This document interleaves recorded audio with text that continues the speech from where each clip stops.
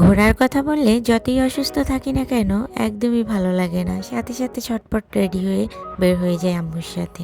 আর আজকে ঠিক কোথায় গেছি, কি কি করেছি সব কিছুই রয়েছে কিন্তু আজকের ব্লগে। আজকের ব্লগটা কিন্তু খুবই ইন্টারেস্টিং। আমরা কিন্তু মেয়ে দেখতে গিয়েছিলাম, আর কোথায় গিয়েছিলাম সেগুলোই সব কিছু হচ্ছে আপনাদের সাথে শেয়ার করব। তার আগে একটু বলে নেন আপনারা কে কোন জায়গা থেকে আমার ব্লগটা দেখতেছেন, আর অবশ্যই আপনারা ফুল ব্লগ দেখবেন না টেনে। আমার এই পেজটা কিন্তু একদমই নতুন, যাই হোক অবশ্যই সাপোর্ট করে পাশে থাকবেন, আর ভিডিওটা ভালো লাগলে অবশ্যই শেয়ার দিয়ে টাইমলাইনে রেখে দিবেন। অবশ্যই লাইক কমেন্ট করবেন, আর কে কোন জায়গা থেকে দেখছেন সেটাও জানাবেন। Welcome to our new another blog. আসসালামু আলাইকুম, সবাই কেমন আছেন? আমি আন্নি শেখ নতুন একটি ব্লগ নিয়ে চলে এসেছি আপনাদের মাঝে।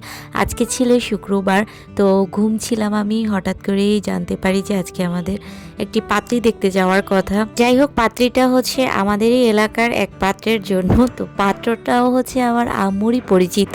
অলরেডি আমরা সবাই রওনা করে দিয়েছি একটা অটোতে। আমরা হচ্ছে এখন যাচ্ছি শিক্ষণ, ওখানেই হচ্ছে আমার মেজো বোনের শ্বশুর বাড়ি, আর ওর ননদই হচ্ছে আমাদের আজকের পাত্রী।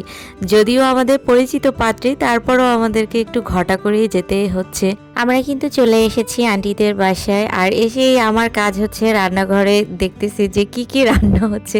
গরুর গোশ রোস্ট, তারপরে টিকা কাবাব, চিংড়ি মাছ, আর কি পোলাও, কি কি জানো। যাই হোক এখন হচ্ছে আমি একটু রুমে যেয়ে ফ্রেশ ট্রেশ হয়ে দেন হচ্ছে একটু রেস্ট নিচ্ছিলাম। যদিও আমাদের বাসা থেকে বেশি একটা দূরে না, ঘন্টাখানেক সময় লাগে, আর জ্যামে পড়লে একটু সময় লাগে। বাই দ্য ওয়ে এটা কোনো ব্যাপার না। আমাদের জন্য নাস্তা নিয়ে আসছে, আমি এখান থেকে জাস্ট এক পিস কেকই খেয়েছিলাম। তারপরে এখানে পাত্রীকে একটু সাজাতে বসলাম। আসলে আমি কিন্তু সাজাইনি, পাত্রী নিজেই সাজতেছিল। এই বাবুটা যে এত কিউট, মাশাআল্লাহ অনেক সুন্দর, তাই না বলেন? হাই সে নিজেই একা একা নিয়ে এখান থেকে সাজুগুজু করতেছিল। আমরাও যখন ছোট ছিলাম তখন এরকমই করতাম। আমার যে দুই বোন, ওরাও আমার কসমেটিক্স এভাবেই ছোটবেলায় নষ্ট করতো, কি যে করতো।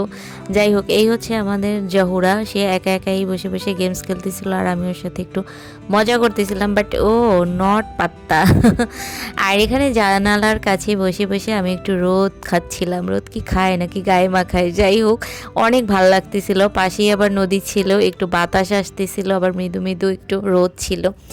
এখন হচ্ছে আমরা খাওয়া দাওয়ার পালা, কারণ অনেক বকবকানি করছি আর ক্ষুধাও লেগে গেছে, প্রায় বিকাল 5টা বেজে গিয়েছিল।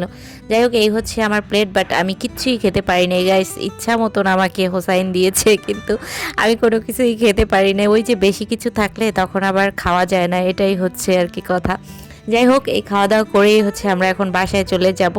আর খাওয়া দাওয়ার লাস্টে হচ্ছে আন্টি আমাকে একটু চা দেয়, চাটা আমার জন্য মাস্ট, মানে এটা লাগবেই। তো আজকের ভিডিওটা এই পর্যন্ত। সবাই ভালো থাকেন, সুস্থ থাকেন, এন্ড আল্লাহ হাফেজ।